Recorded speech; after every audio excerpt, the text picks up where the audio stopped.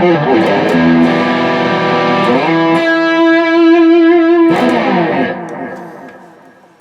it going, folks? Thanks for stopping by my channel. I really appreciate it. If any of you guys watch any of my videos, just remember I did a video a while back in regards to having this guitar refretted with stainless steel frets. And when I did the video, everything seemed to be working just fine and I was quite pleased. But then some issues started to reveal themselves and things kind of went a little wrong with it. So I thought I'd just do an update video for that. And so you guys can kind of learn from my mistakes. I made some mistakes in going through this process and I just wanted to share them with you in case you're in this same situation. You could maybe avoid the stupid tax that I paid on this a little bit. But that's okay because it's a learning experience and it all seems to be good now. So I'll share a little bit of my story. As always, I appreciate you liking, subscribing, and all the things you can do to help my channel grow. I really appreciate any help you can do to help it grow by subscribing and that sort of thing. We're closing in on 1,000 subscribers, that infamous number, 1,000, as of today, but we're still quite a ways off. So if you could subscribe and like this channel and add some comments, I would really appreciate it. So I'll give you some backstory. So I live in a small town. There's not a ton of places or people that work on guitars here, okay? And there's even fewer that want to mess around with stainless steel frets. So the choice was to ship it off someplace or try and find someone local to do it. And I wasn't wild about shipping it off because if it came back and there's problems, I'd have to ship it back down there. And as any of you know that have tried to ship something lately, shipping is insanely expensive.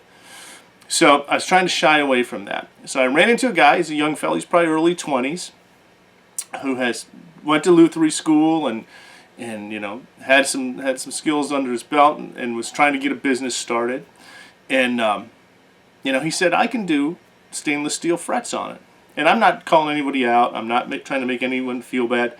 I think he learned as much as I did going through this process. So it was good for everybody, and that's kind of the point. But I'm just going to kind of speak to it from my side of it, okay? So I kind of did my due diligence, and I checked with someone that had a normal nickel frets redone on their guitar, really respectable guy, and he said, oh, he did a great job. So I thought, okay, cool. You know, he said he could do stainless. Let's do it.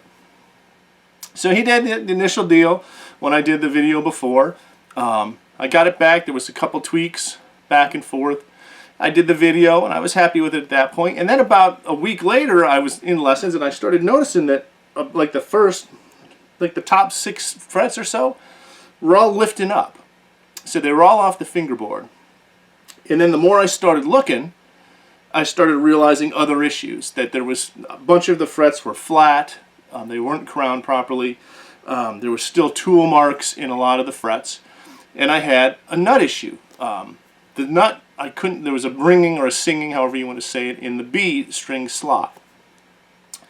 And that stuff makes me crazy. And I don't know how you guys are, but once I see an issue, I just start looking for more problems. And that's probably not a good trait to have, but it is what it is, right? So I took it back to him a couple times. He kind of got the frets worked out, I thought.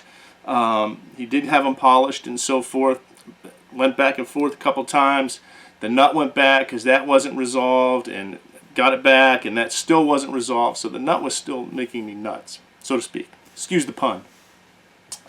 And so I was just at that point, you know, I'm probably 2 months into this, maybe a little over 2 months, and I just kind of wanted to be done with this and cut and get it to somebody who can look at this and figure out what's going on.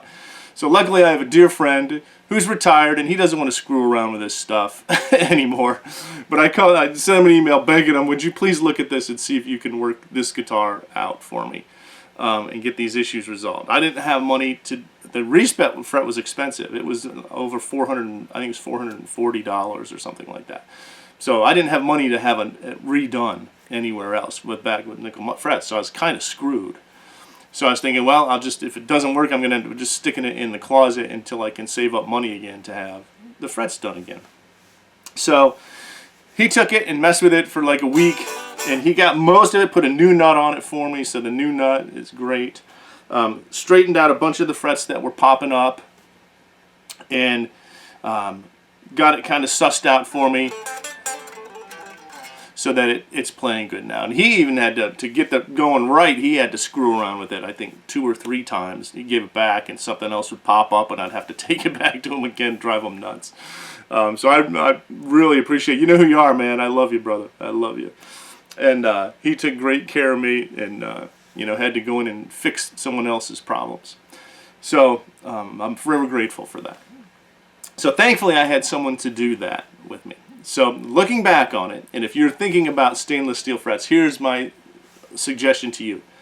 Make sure whoever does it has done a ton of stainless steel fret jobs, okay? Because I don't think it's for a beginner. It's a totally different deal than nickel frets, as I've been just trying to learn along the way as I'm trying to figure out what's going on with my favorite guitar. You know, they need to be pre-radiused. They need to be probably glued in. There's all of these things that have to take place that are different than regular nickel frets. You can't just pound them into place and go, there we go, done, and move on with your life.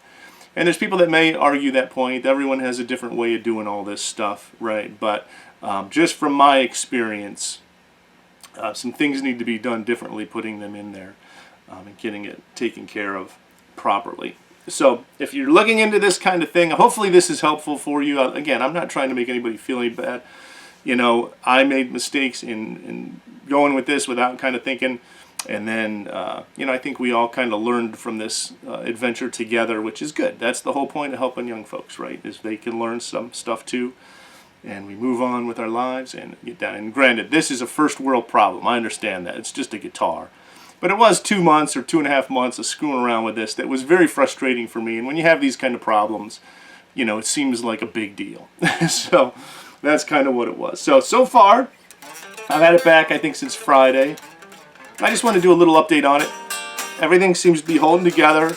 I picked it up Friday morning, and you know, I like to live on the edge, so I played a gig with it Friday night, and everything went fine. Saturday, I just tweaked the neck a little bit, and it seems to be, everything seems to be staying in. So cross your fingers and hope that these don't pop out, the ones that aren't glued, and we'll take it from there. But as always, I appreciate you checking this out, and hopefully you find this content helpful.